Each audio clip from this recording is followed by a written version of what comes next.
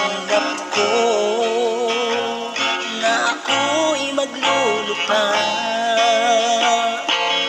Ang mahalaga'y buhay ay mapayapa.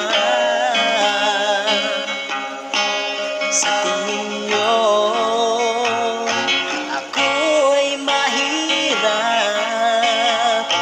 wala akong pakialam, patuloy na mangangarap.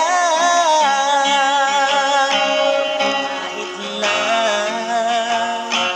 ako'y isang dukha, hindi nahihiya at di nangangamba.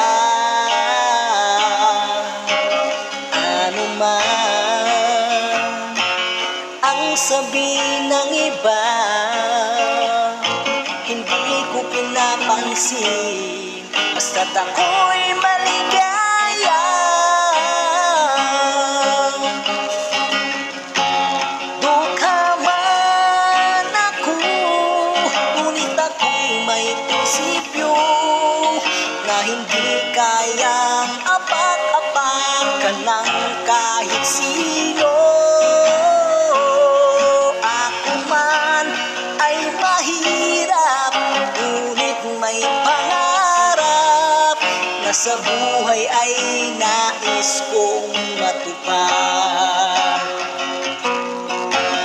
Dukha man ako, ngunit ako'y may prinsipyo na hindi kaya apak